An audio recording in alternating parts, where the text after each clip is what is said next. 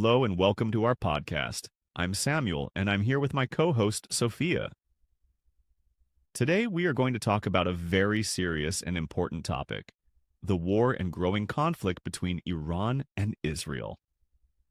This is not an easy topic, but we will try to explain everything clearly and slowly for you. If you are an English learner, don't worry. We are here to help you understand step by step. Hi, everyone. I'm Sophia. Thank you for joining us today. This episode is all about helping you understand what is happening between Iran and Israel right now, why there is conflict, how it started, and what it means for people in those countries and around the world. We want to give you the facts, not opinions. So this will be an informational and educational episode. Yes, and we will try to make it simple. But please remember, this topic is very sensitive and complicated. There are many different sides, many political views, and many historical events behind it. We do not support one side or the other. We only want to explain what's going on so you can learn and think for yourself. Exactly. And this podcast is not just for people who want to learn about politics or international news. It's also for English learners who want to improve their listening skills. So we will speak clearly and we will explain some difficult words when needed. For example, if we say a word like diplomacy, we will explain that diplomacy means talking between countries to solve problems without fighting. That's right. Now, why is this topic so important today? In the past few months, there has been a rise in violence, military actions, and strong words between Iran and Israel. Some attacks have already happened. Many people around the world are worried that this could turn into a larger war. Not just between two countries, but one that could affect the whole Middle East, or even other parts of the world. And this conflict is not just about politics. It affects real people, families, children, students, workers, on both sides. Many people have lost their homes. Some have lost loved ones. Others are living in fear, so it's not just a news story. It's something that touches human lives every day. In today's episode, we will first go back in history and explain how this conflict between Iran and Israel started. Then we will talk about the most recent events. We will also discuss the main issues like nuclear weapons, religion, and power in the region. After that, we'll talk about how the war is affecting people and what might happen next. Yes, and we will also explain the words you may hear in the news, like sanctions, proxy groups, missile strikes, and diplomatic talks. If these words sound difficult, don't worry. We will explain them all during the conversation. Our goal is to help you learn both English and global knowledge at the same time. So if you're ready, grab a notebook, sit back, and let's start. This is an important topic, and we're glad you are here with us. Let's begin our journey into understanding the war between Iran and Israel. Before we talk about the current situation between Iran and Israel, it's important to look at the history. To understand a war or a conflict, we must first ask, where did it all begin? Why are these two countries not friends? Why is there so much tension? That's a good point, Samuel. Many people don't know that Iran and Israel were not always enemies. In fact, before 1979, they had normal relations. They even worked together in trade and security. But everything changed in 1979 when Iran had a big event called the Iranian Revolution. Yes. In 1979, the people of Iran overthrew their king, called the Shah. After that, a new leader came to power, Ayatollah Khomeini.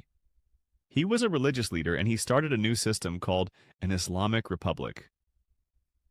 This government was very different. It was strongly against Western countries like the United States and also against Israel.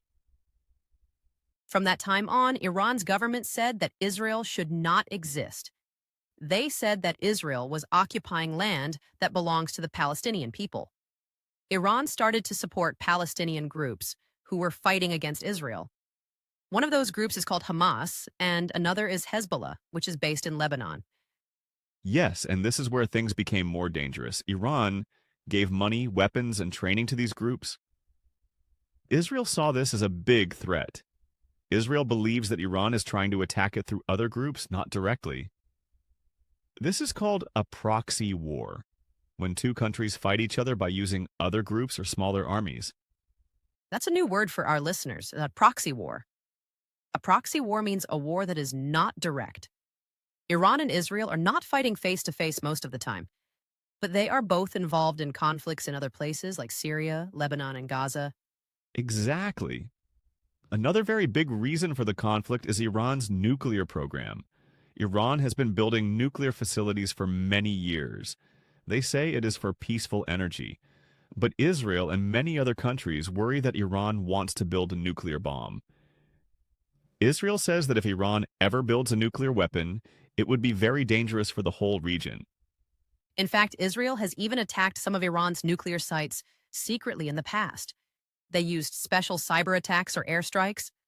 One famous example is the Stuxnet virus, a cyber attack in 2010 that damaged Iran's nuclear machines. There have also been mysterious killings of Iranian scientists. So, as you can see, the relationship between these two countries has been getting worse and worse over time. There is a lot of mistrust, and there are many layers to this conflict: religion, politics, security, history, and power.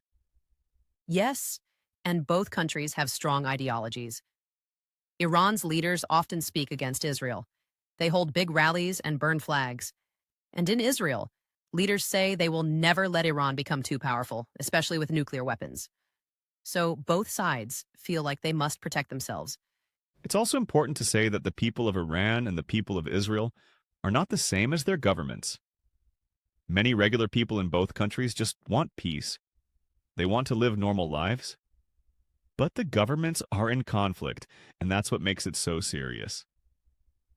That's right. And now that we understand the history, we can better understand what is happening today. In the next part, we'll talk about the most recent events, the attacks, the political tensions, and why people around the world are watching this situation very closely. Welcome back, listeners. In the last section, we looked at the history between Iran and Israel. Now let's talk about what is happening today. What are the latest events? Why are people so worried right now? What has changed? Yes, this is where things get very serious. In the last year, like especially in the last few months, the situation between Iran and Israel has become more dangerous. There have been more attacks, more threats, and more military action. It feels like both countries are getting closer to a direct war. One of the biggest events happened in April 2024. Iran launched more than 300 drones and missiles toward Israel. This was the first time Iran attacked Israel directly from its own land. Before this, most attacks were done through other groups like Hezbollah or militias in Syria. But this time, it was different. It was Iran itself. That's right. The reason for this attack was what happened just before it: an airstrike in Damascus, the capital of Syria. Israel attacked a building that was used by Iran's military and killed several important Iranian commanders. Iran said this was a very serious attack, and they promised to respond. That's when they launched the big missile and drone strike. Israel was ready.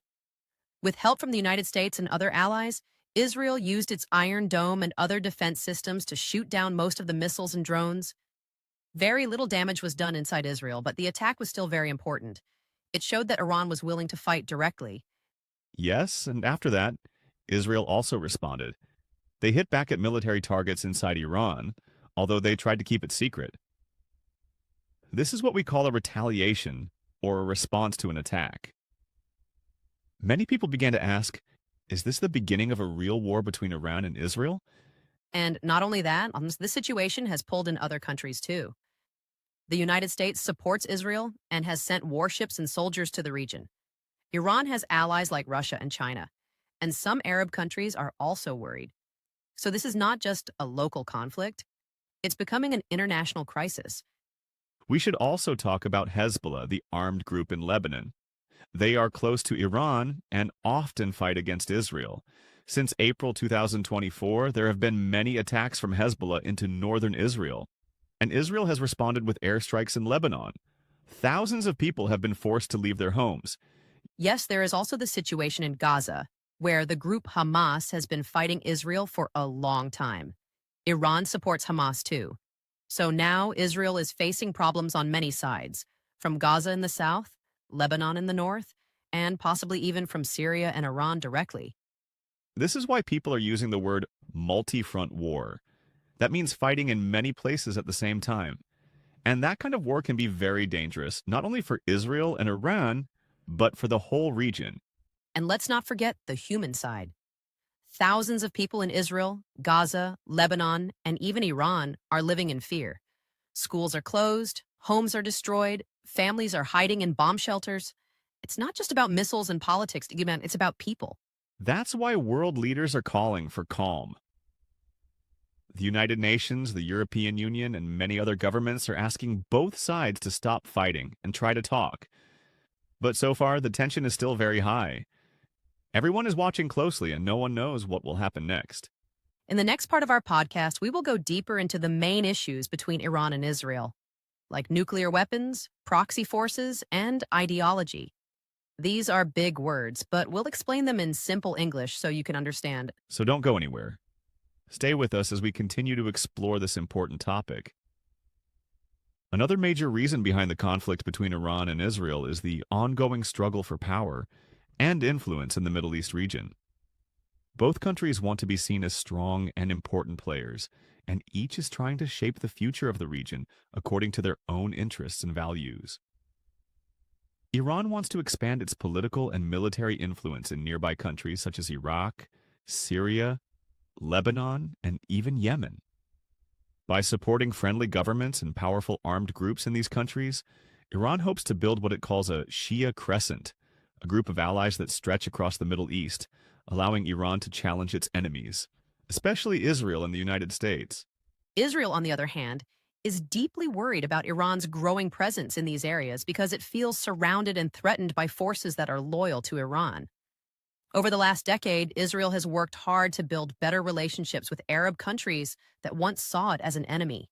For example, Israel has signed peace deals with countries like the United Arab Emirates, Bahrain, and Morocco through the Abraham Accords. These agreements were very important because they showed that not all Arab countries support Iran's vision for the region. Israel sees these new partnerships as a way to become safer and stronger, especially if a larger war ever begins. However, Iran views these peace deals as dangerous, and it believes that the United States and Israel are trying to isolate and weaken Iran politically and militarily. Sometimes wars and conflicts are not just about weapons or leaders, but about fear. Fear of what the other side might do. Iran and Israel both believe they are acting in self-defense, and both believe the other side wants to hurt them. This creates a dangerous situation where even small events can cause a big reaction. For example, if one country attacks a weapons truck or a military base, the other country may feel like it needs to strike back quickly. This cycle of attack and response is called escalation, and it can happen very fast. Another big problem is the lack of real communication between the two countries. Iran and Israel do not talk to each other directly, and there is no official diplomatic relationship between them. That means there are no phone calls, no meetings, and no peaceful ways to fix problems. Instead, they communicate through military actions, through the media, or through their allies. This makes it very easy to misunderstand each other's actions and motives. A small airstrike could be seen as a declaration of war, even if it wasn't meant that way. This deep lack of trust makes peace much harder to achieve, because both sides always assume the worst. So, to sum up what we've discussed so far, the conflict between Iran and Israel is not caused by just one issue. It is a complex mix of political power, religious ideology, military threats, regional control, and historical mistrust. Iran wants to grow its influence and challenge the power of the West and Israel, while Israel wants to protect its people, maintain peace with its new allies, and stop Iran from becoming too powerful, especially with nuclear weapons. Yes, and when we look at all these reasons together, we can understand why this conflict is so dangerous and so difficult to solve. It's not just about missiles or protests. It's about many years of fear, anger, and deep beliefs. But even though the situation is serious, it's important to remember that many people in both Iran and Israel want peace. Most people don't want war. They want to live safely, raise their families, and enjoy their lives without fear. That's a very important point, Sofia. In the next part of our podcast, we will talk about how the rest of the world is reacting to this conflict. What is the role of countries like the United States, Russia, China, and the United Nations?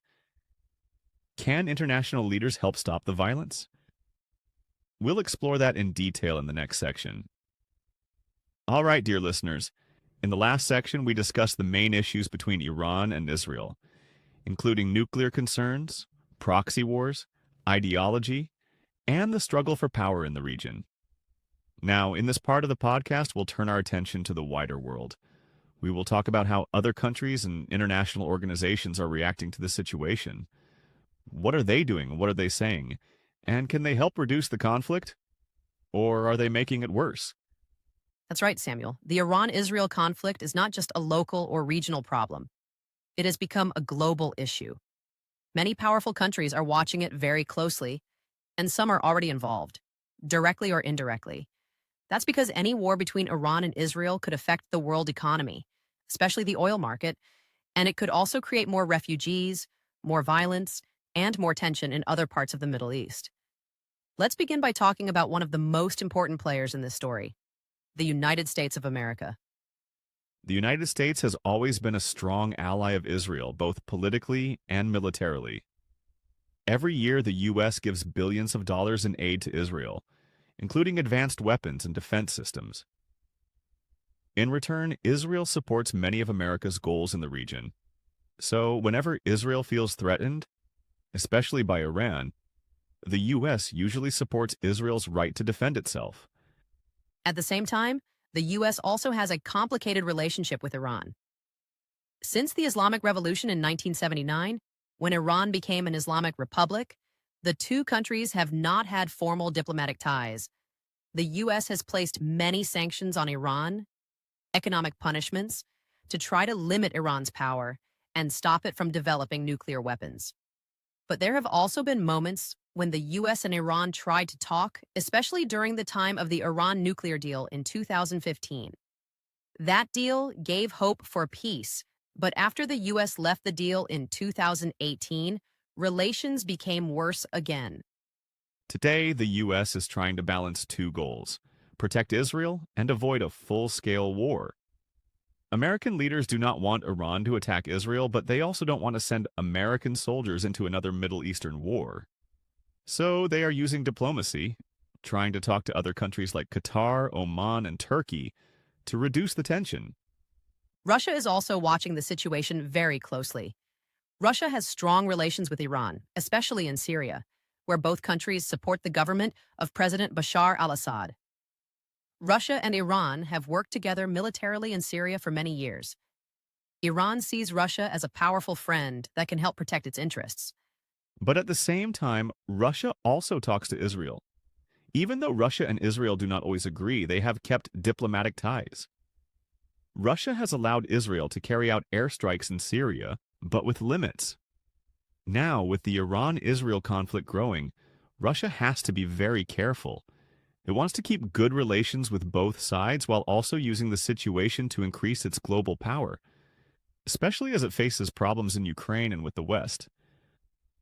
China, as one of the most powerful economies in the world, is also paying close attention. China buys a lot of oil from Iran and from other Middle Eastern countries. So if there is a big war, it could hurt China's energy supply. That's why China is trying to act like a neutral mediator. In fact, in 2023, China helped Iran and Saudi Arabia, two rivals, restore diplomatic relations. That move showed the world that China wants to play a bigger role in peace efforts. China's strategy is mostly economic. They want peace in the Middle East so they can do business and build their global influence. But unlike the U.S., China does not take strong sides. Instead, it talks to everyone: Iran, Israel, Saudi Arabia, and others. China believes that diplomacy and trade are better tools than war. Now let's talk about the United Nations, or the UN. This is a global organization made up of almost every country in the world. Its main goal is to keep peace and prevent wars. When there is violence between Iran and Israel, the UN usually calls for calm, dialogue, and respect for international law. However, the United Nations does not have the power to stop wars by force unless the Security Council agrees. And that is often a problem because the 5 permanent members of the Security Council, The US, Russia, China, France, and the UK often disagree. For example, the US usually supports Israel, while Russia and China may be more supportive of Iran. So it is hard for the UN to make a strong, united decision.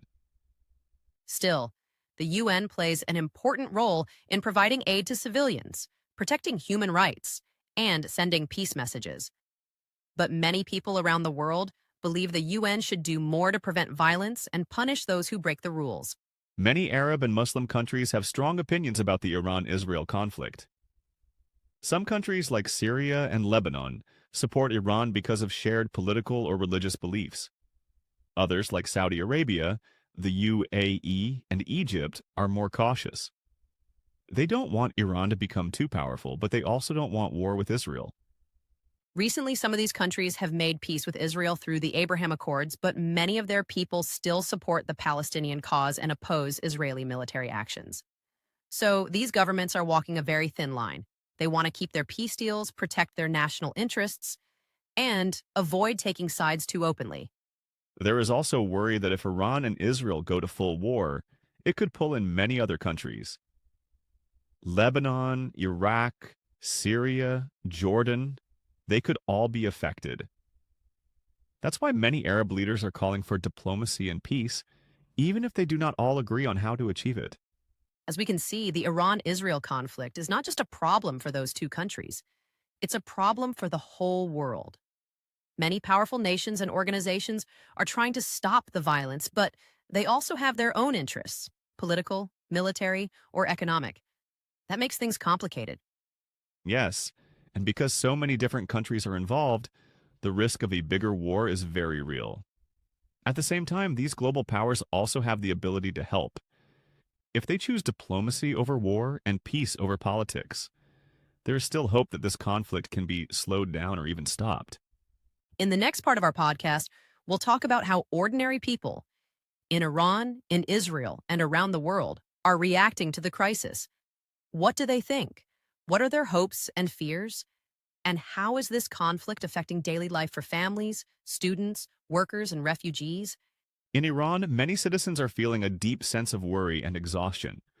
Over the years, they have lived under the pressure of sanctions, economic hardship, and political tension. Now, with the threat of direct war with Israel, many Iranians fear what will happen next. There are long lines in front of supermarkets, and people are trying to buy basic goods like rice, oil, and medicine, worried that supplies will run out. At the same time, many Iranians are also frustrated with their own government. They want peace and progress, not more conflict. University students often say they wish they could travel, study abroad, or work freely. But now, with the fear of war, their dreams feel more distant than ever. Some say they no longer trust politicians and they're tired of being caught in the middle of global power struggles. That's very true, Samuel. Many women and young people in Iran have also been protesting in recent years for greater rights and freedoms. With the rising tension between Iran and Israel, the focus has shifted to national security, and those voices are being silenced again. Families are afraid their children might be sent to war or that their cities could be bombed. Tehran, Iran's capital, is filled with uncertainty. People still go to work, children still go to school, but there's a feeling of fear in the air. Parents whisper about what to do if bombs fall. Older people remember the long and painful Iran-Iraq War of the 1980s, and they don't want to see their country go through another tragedy like that. The mood is tense, cautious, and sad. On the other side, in Israel, citizens also live under the shadow of danger. Sirens warning of incoming rockets are a regular part of life in some areas. When a siren goes off, people have only seconds to run to a shelter. Children are trained in schools on how to hide quickly, and families often have safe rooms in their homes. This creates a feeling of constant anxiety, especially among parents. Even when people try to live a normal life, going to work, celebrating birthdays, or walking in a park, the thought of war is always in the background. Many Israelis feel strongly that their country must defend itself, but they also feel tired of living in fear. Some support the government's strong stance against Iran, while others call for more dialogue and peace building. In Tel Aviv, Jerusalem, and other major cities, people often disagree about how to deal with Iran. Some support military actions and believe that Israel has the right to attack before being attacked. Others say this approach only brings more violence and suffering. Many Israelis have friends or family members in the army, and during times of conflict, these young soldiers are sent to the front lines. The emotional burden is heavy.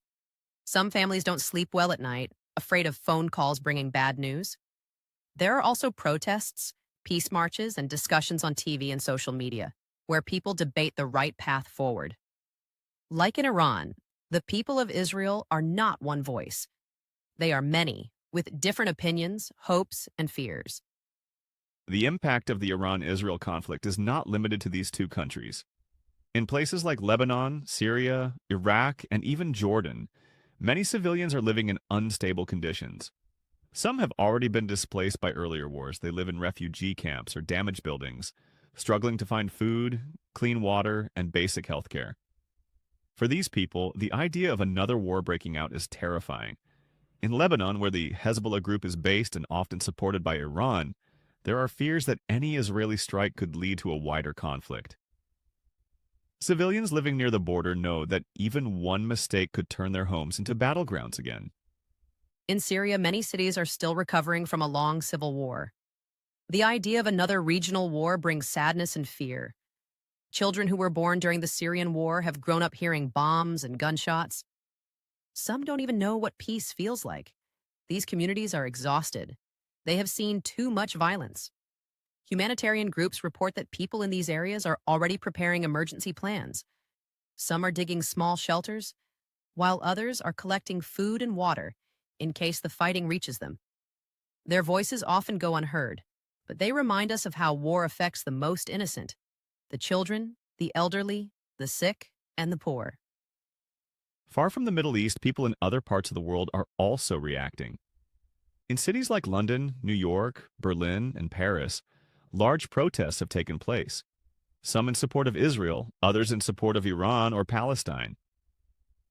Social media is full of opinions, anger, and debate. Many people feel passionate, but many others feel confused. They don't know which side to believe. The news is often complex, and every country's media tells a slightly different version of the story. For some, the Iran-Israel conflict feels distant, but for others, especially immigrants from the region, it feels personal and painful. In Muslim-majority countries, people are speaking out against the suffering of civilians, especially in Gaza and the West Bank. Some people say their governments are not doing enough. Others call for peace, urging all sides to stop the violence. In Jewish communities around the world, there is a mix of fear and solidarity. Some people feel targeted by anti-Semitic attacks when Israel is involved in a war. Others worry about their family members in the region. Meanwhile, peace activists continue to work, writing articles, organizing events, and calling for dialogue. Their voices are not always the loudest, but they are trying to bring calm and understanding in a time of anger and fear. When we talk about war, it's easy to get lost in maps, headlines, and politics, but what truly matters are the people, the millions of men, women, and children who have no say in the decisions made by their governments, but who suffer the most when things go wrong. Their stories remind us that peace is not just a word used by diplomats. It's a real need for families, for students, for grandparents, for everyone who just wants to live in safety. Absolutely, Samuel. It's important for all of us, no matter where we live, to listen to these voices and understand that every rocket, every explosion, every threat has a real human cost. As we learn more about this conflict, we must also learn to care and to ask ourselves not just who is right, but how can we help bring peace? In the next section of our podcast, we'll explore the possible solutions to this conflict. Is peace even possible? If so, what would it look like and who can help build it? We'll be back shortly with a deep look into diplomacy, negotiations, and the long road toward possible peace. Stay tuned. As we come to the end of our conversation, it is important to remember that behind every news headline and political event, there are real people living difficult lives. Families lose their homes, children grow up with fear, and communities suffer from the consequences of conflict. Understanding the Iran-Israel situation helps us see these human stories and the urgent need for peace. While the problems may seem too big for any one person to solve, each of us can play a role in promoting peace and understanding in our own way. Yes, Samuel, even small actions can make a difference. Learning about the history and culture of different countries helps us develop empathy and reduce prejudice. Sharing accurate information and avoiding rumors helps stop hate speech and misinformation that often fuel conflicts. Supporting organizations that provide humanitarian aid or promote dialogue between communities is another way to contribute. Above all, encouraging peaceful communication, whether online or in our own neighborhoods, creates a culture where conflict is less likely to grow. Education is also key. By teaching young people about tolerance, respect, and the value of diversity, we can help build future generations who will choose peace over war. Media, schools, and families all play a role in this. When people understand each other better, they are less likely to see each other as enemies. This is why podcasts like ours aim to provide clear and fair information, to help listeners think critically and feel connected to the larger world. We hope that by sharing this discussion, we have helped you gain a deeper understanding of the Iran-Israel conflict and the challenges to peace. The situation is complicated, but hope remains as long as there are people willing to listen, learn, and act. Remember, peace is not just the absence of war. It is the presence of justice, respect, and cooperation. It requires effort from governments, communities, and individuals alike. Thank you for joining us today. If you want to learn more, we encourage you to read widely, listen to different voices, and stay curious about the world. Peace may seem distant, but every step toward understanding brings us closer. Until next time, keep learning, keep questioning, and keep hoping for a better future. Goodbye and take care.